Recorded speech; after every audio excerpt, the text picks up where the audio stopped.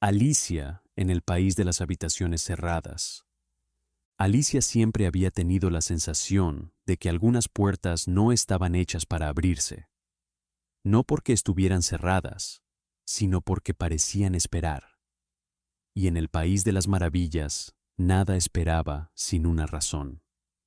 Todo comenzó cuando siguió al conejo blanco una vez más. No corría esta vez. Caminaba despacio, demasiado despacio, como si supiera que Alicia no podía escapar.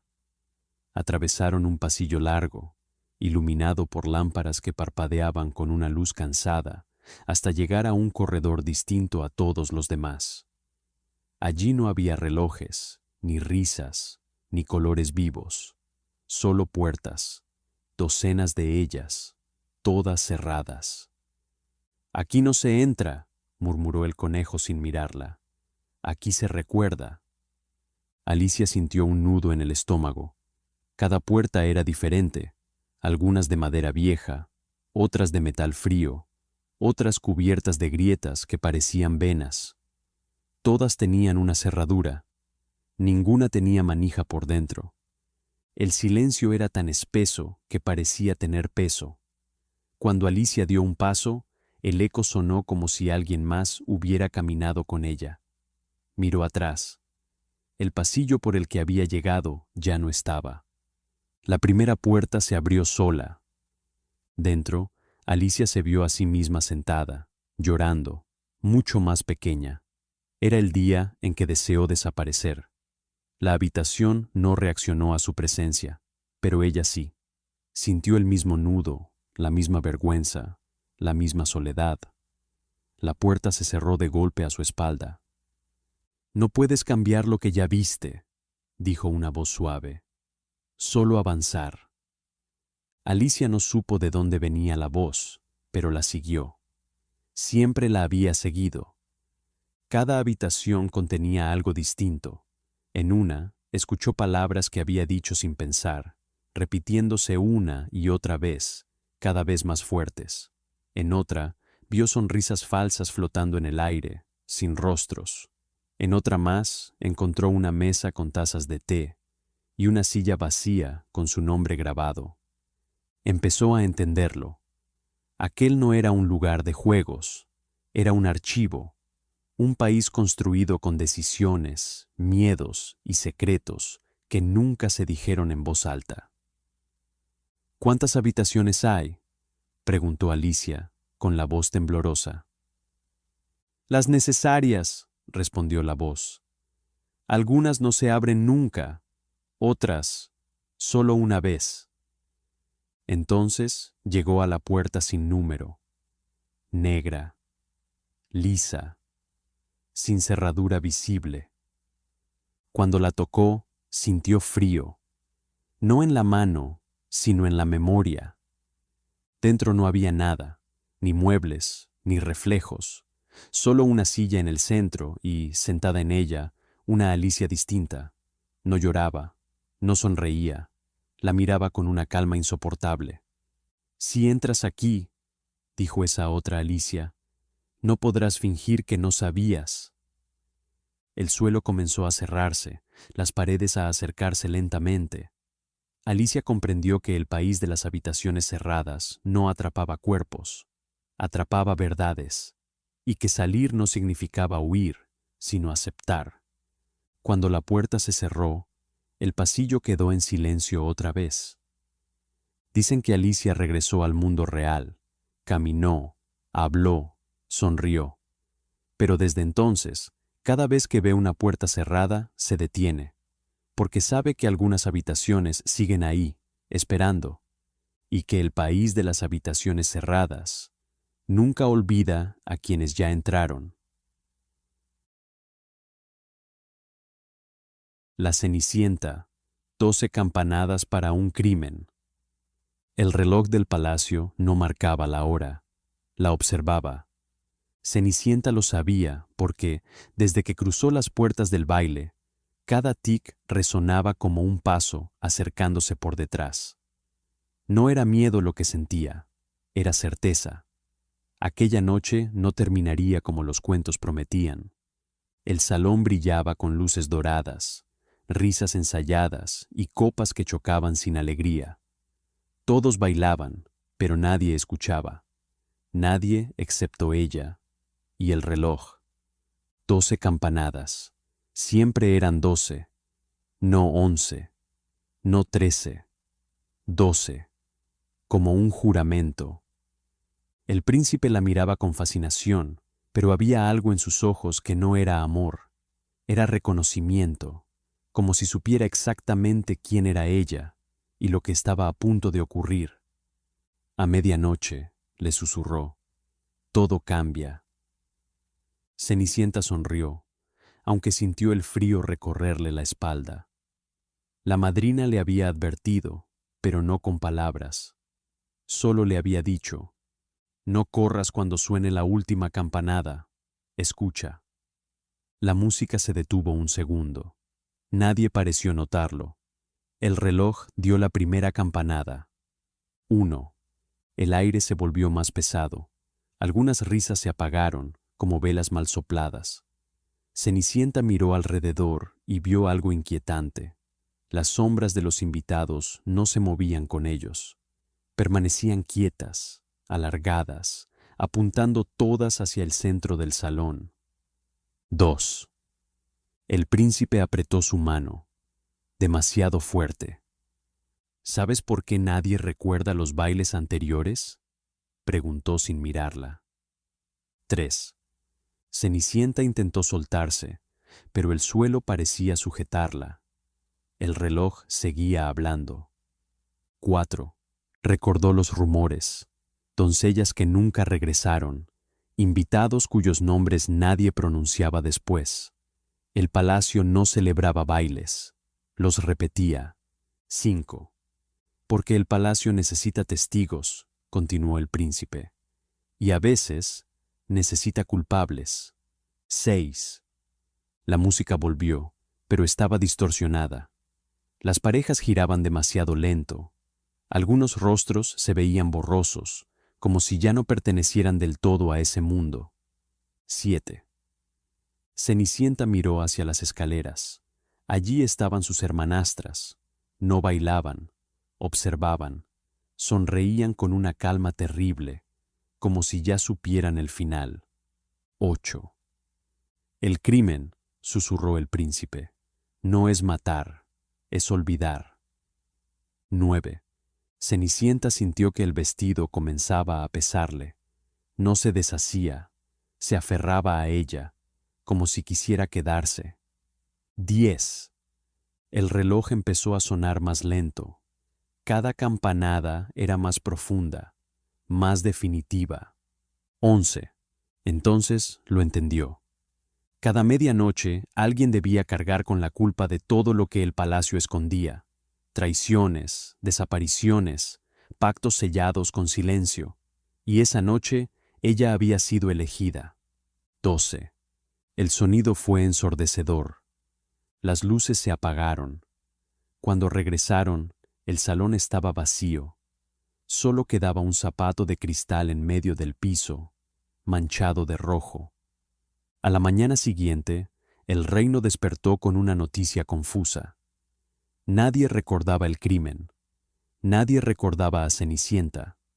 Solo sabían que el reloj del palacio había vuelto a detenerse, esperando el próximo baile, porque algunas historias no terminan a medianoche, empiezan. El flautista de Hamelín y los niños que sabían demasiado. En Hamelín nadie hablaba de los niños perdidos, no porque no doliera, sino porque dolía demasiado. Decían que habían seguido al flautista una mañana de niebla, hipnotizados por una melodía imposible de olvidar. Eso era lo que repetían los adultos. Pero los niños sabían que esa no era toda la verdad. Todo comenzó la noche en que los niños dejaron de dormir. No era insomnio, era vigilancia. Decían que, cuando la ciudad callaba y las ratas ya no corrían por las calles, una música suave se colaba por las rendijas de las ventanas. No hacía bailar, no hacía sonreír, hacía recordar. y los recuerdos no siempre eran propios. Lucas fue el primero en hablar. Tenía 10 años y una mirada que parecía haber visto demasiadas cosas. El flautista no se llevó a los niños, susurró. Los escuchó. Los adultos rieron nerviosos. Siempre reían cuando algo les daba miedo. Pero esa misma noche, Lucas desapareció. Los niños comenzaron a reunirse en secreto, en el sótano de la vieja escuela. Allí compartían lo que la música les mostraba. Historias que no deberían conocer, pactos firmados en la oscuridad, promesas rotas, monedas intercambiadas por silencios. Descubrieron que la ciudad no había engañado solo al flautista, se había engañado a sí misma durante generaciones. La melodía regresó, no era alegre, era paciente. Una noche, Clara, la más pequeña del grupo, escuchó la flauta más cerca que nunca. No sonaba en la calle, sonaba dentro de su cabeza. Ellos saben, decía la música, y quien sabe, no puede quedarse. El flautista apareció al amanecer, caminando despacio, sin prisa. No vestía colores brillantes. Su ropa era gris, como la ceniza después del fuego. La flauta colgaba de su cuello, pero no la tocaba. No hacía falta. Los niños salieron de sus casas uno a uno. No porque estuvieran hechizados, porque entendían. Los adultos despertaron tarde. Vieron las puertas abiertas, las camas vacías, los juguetes abandonados. Corrieron tras ellos, gritando nombres que resonaban huecos. Pero el camino hacia las colinas parecía alargarse, como si la ciudad no quisiera que llegaran. ¿A dónde los llevas?, gritó un padre. El flautista se detuvo por primera vez. Miró a los adultos con una calma aterradora. A donde los secretos no pesen, respondió. Ustedes ya eligieron quedarse. Antes de desaparecer entre la niebla, el flautista tocó una última nota. No fue una despedida, fue un recuerdo. Todos los adultos cayeron de rodillas, comprendiendo de golpe aquello que habían enterrado durante años. Cuando la niebla se disipó, los niños no estaban. Desde entonces, Amelín es una ciudad limpia, ordenada y silenciosa. Pero algunos dicen que, en noches muy quietas, se escucha una flauta lejana y risas que no suenan perdidas. Suenan libres, porque los niños que sabían demasiado no fueron raptados, fueron liberados.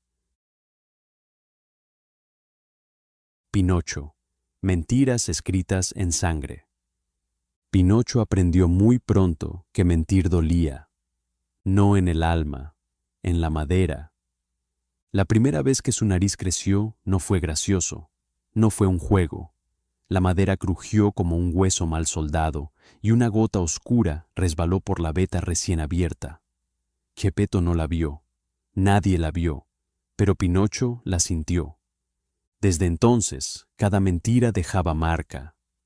Al principio eran pequeñas grietas, casi invisibles, excusas inocentes, palabras dichas para evitar un castigo. Pero con el tiempo, las grietas se multiplicaron, extendiéndose como raíces bajo su piel de madera. Y con cada una, algo dentro de él despertaba. Una noche, Pinocho escuchó golpes suaves en la ventana del taller. No eran nudillos, eran dedos. Muchos. Al abrir, no encontró a nadie, solo huellas rojas marcadas en el suelo, como si alguien hubiera sangrado sin cuerpo. La conciencia de grillo parlante apareció tarde, más pálida que nunca. Las mentiras no desaparecen, le dijo. Se quedan y aprenden a volver. Pinocho empezó a notar sombras que lo seguían. No caminaban como personas, se deslizaban. Tomaban forma cuando él mentía y se deshacían cuando intentaba decir la verdad, aunque ya no siempre funcionaba. En el pueblo comenzaron a ocurrir cosas extrañas. personas olvidaban conversaciones enteras. Promesas que nunca se cumplieron reaparecían como acusaciones susurradas.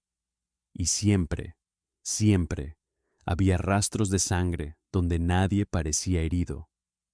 Pinocho entendió la verdad demasiado tarde. Cada mentira suya no solo lo dañaba a él, tomaba vida. Una noche las sombras regresaron. Ya no eran muchas. Eran una sola, alta, torcida, con una nariz larga, deformada, hecha de todas las mentiras que Pinocho había contado alguna vez. «Tú me creaste», susurró la figura. «Yo soy lo que no te atreviste a decir». Pinocho intentó huir, pero sus pies se clavaron al suelo. La madera de su cuerpo comenzaba a abrirse, revelando líneas rojas que pulsaban como venas vivas. Cada mentira había escrito su nombre dentro de él. «¿Quieres ser un niño de verdad?», preguntó la sombra. «Entonces di la verdad completa».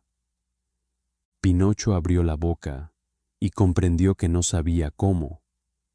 Decir la verdad no era solo hablar, era aceptar el daño, el dolor, las consecuencias.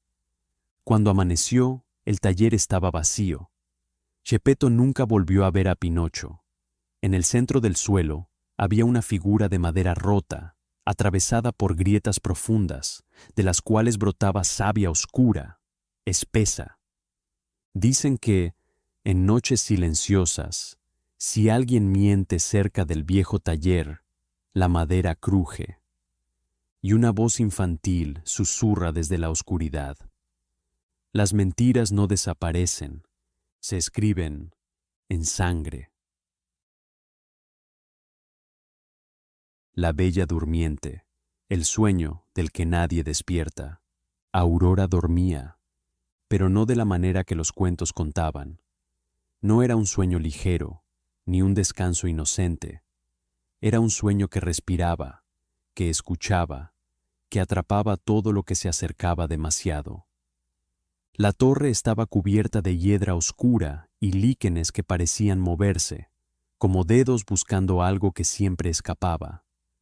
Cada ladrillo susurraba secretos antiguos, y cada ventana reflejaba más que la luz del sol.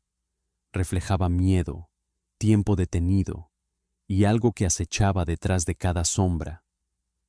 Quienes se acercaban sentían primero el silencio, un silencio que no era ausencia de sonido, sino presencia de algo demasiado antiguo y paciente. Luego, el viento traía susurros, palabras que nadie había pronunciado, recuerdos que nunca habían ocurrido, promesas que no se cumplieron. Los guardianes del castillo hablaban en voz baja, con temor. Sabían que nadie podía tocar a Aurora sin sentir el peso de su sueño. Algunos contaban que incluso los animales que se acercaban se quedaban quietos, como si entendieran que ese sueño no debía ser perturbado. Una noche, un viajero llegó. Su curiosidad era más fuerte que el miedo. Subió la escalera que crujía bajo sus pies y encontró la puerta de la torre entreabierta. Adentro, Aurora dormía, envuelta en una luz pálida que parecía filtrar cada secreto del mundo. «¿Debo despertarla?», susurró, temblando. Pero el aire respondió por ella. Un murmullo que no parecía humano, un susurro de siglos, lo envolvió. «Despertarla, y nunca volverás a ser el mismo». El viajero intentó retroceder, pero el suelo cambió bajo sus pies. Cada paso que daba lo acercaba más a la cama, y mientras se acercaba, vio cómo el sueño de Aurora comenzaba a extenderse. Sombras que se alargaban, cubriendo el suelo, los muebles, incluso las paredes. Cada sombra parecía tener vida propia, arrastrando recuerdos, voces, secretos olvidados. Aurora movió los dedos apenas, nada más, pero fue suficiente. Las sombras reaccionaron, se enredaron en el viajero, susurrando todo lo que había hecho, lo que había pensado, lo que había callado. Su corazón latía tan fuerte que parecía que el sueño podría escucharlo, y el sueño lo escuchó. Entonces comprendió la terrible verdad. Aurora no estaba sola en su sueño. Cada instante de silencio, cada respiración pausada, había atrapado ecos de todos los que alguna vez habían intentado perturbarla. Y ahora, el sueño del que nadie despierta lo reclamaba. Cuando amaneció, la torre estaba vacía. No había viajero, no había ruido. Solo el leve murmullo de Aurora, profundo, omnipresente, cubriendo el castillo como un velo invisible. Nadie podía tocarla, nadie podía despertarla. No porque fuera débil, sino porque su sueño había aprendido a escuchar y a no dejar escapar a quien se atreviera a interrumpirlo. Y así, la bella durmiente seguía dormida.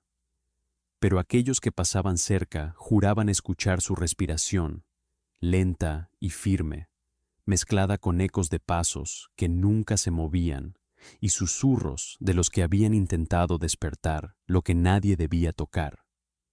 Porque hay sueños que no terminan al despertar, y hay sueños que nunca permiten que nadie despierte.